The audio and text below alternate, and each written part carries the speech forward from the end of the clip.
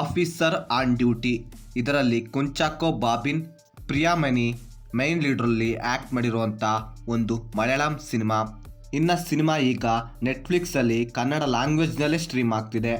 ಇನ್ನು ಸಿನಿಮಾ ನೋಡಿದ ನನಗೆ ಸಿನಿಮಾದಲ್ಲಿ ಏನು ಇಷ್ಟ ಆಯಿತು ಏನು ಕಷ್ಟ ಆಯಿತು ಅಂತ ಕಂಪ್ಲೀಟಾಗಿ ಈ ವಿಡಿಯೋದಲ್ಲಿ ನೋಡೋಣ. ಇನ್ನು ಸಿನಿಮಾದ ಒನ್ ಲೈನ್ ಸ್ಟೋರಿ ವಿಷಯಕ್ಕೆ ಬಂದರೆ, ಸಿನಿಮಾದ ಹೀರೋ CI ಹರಿಶಂಕರ್ ಒಂದು ಹೊಸ ಪೊಲೀಸ್ ಸ್ಟೇಷನ್ಗೆ ಜಾಯಿನ್ ಆಗೋಕೆ ಅಂತ ಬಂದಾಗ ಅವನಿಗೆ ಅಲ್ಲಿ ಮೊದಲಿಗೆ ಒಂದು ಗೋಲ್ಡ್ ಕೇಸ್ ಚೈನ್ ಬರುತ್ತೆ.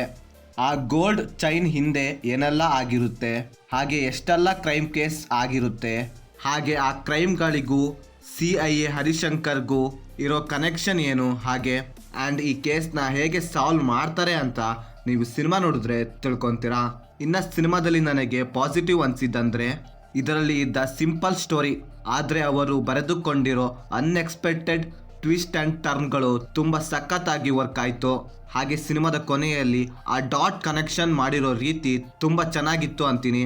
ಆ್ಯಂಡ್ ಸಿನಿಮಾದ ಸ್ಟಾರ್ಟಿಂಗಿಂದ ಕೊನೆ ತನಕ ಸಸ್ಪೆನ್ಸ್ನ ಮೇಂಟೈನ್ ಮಾಡ್ತಾನೆ ಇರ್ತಾರೆ. ಹಾಗೆ ಸಿನಿಮಾದ ಕ್ಲೈಮ್ಯಾಕ್ಸ್ ಟ್ವಿಸ್ಟ್ ಮಾತ್ರ ನೆಕ್ಸ್ಟ್ ಲೆವೆಲ್ ಅಂತೀನಿ.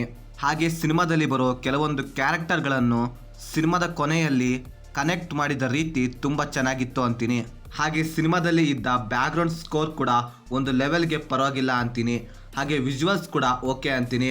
ಹಾಗೆ ಸಿನಿಮಾದಲ್ಲಿ ಇದ್ದ ಎಮೋಷನ್ ಒಂದು ಲೆವೆಲ್ಗೆ ವರ್ಕ್ ಆಯಿತು ಅಂತೀನಿ. ಇನ್ನು ಸಿನಿಮಾದಲ್ಲಿ ನನಗೆ ನೆಗೆಟಿವ್ ಅನಿಸಿದ್ದಂದರೆ ಮೇಜರ್ ಆಗಿ ಯಾವುದೂ ಇರಲಿಲ್ಲ. ಸಿನಿಮಾದ ಸ್ಟೋರಿಯಲ್ಲಿ ಹೊಸತನ ಏನೂ ಇಲ್ಲ, ಆದರೆ ಅವರು ಬರೆದುಕೊಂಡಿರೋ ಟ್ವಿಸ್ಟ್ಗಳು ಯೂನಿಕ್ ಆಗಿತ್ತು ಅಂತೀನಿ. ಹಾಗೆ ಸಿನಿಮಾದ ಫಸ್ಟ್ ಹಾಫ್ಗಿಂತ ಸೆಕೆಂಡ್ ಹಾಫ್ ತುಂಬ ಫಾಸ್ಟಾಗಿ ರನ್ ಆಗುತ್ತೆ. ಇನ್ನೊಂದು ಸ್ವಲ್ಪ ಸಿನಿಮಾದ ಸ್ಟೋರಿ ಸ್ವಲ್ಪ ಬೆಟರ್ ಆಗಿ ಇರ್ಬೋದಿತ್ತು ಅನಿಸ್ತು.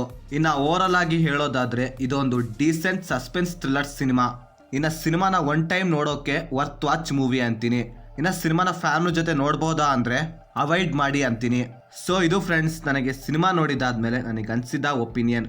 ನೀವೇನಾದರೂ ಆಲ್ರೆಡಿ ಸಿನಿಮಾ ನೋಡಿದರೆ ನಿಮಗೇನು ಅನಿಸ್ತು ಅಂತ ಕೆಳಗಡೆ ಕಮೆಂಟ್ ಮಾಡಿ.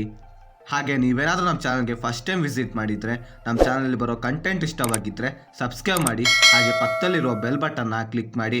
ಮತ್ತೆ ಬೇರೆ ವಿಡಿಯೋದೊಂದಿಗೆ ಆದಷ್ಟು ಬೇಗ ಸಿಗುವ. By friends.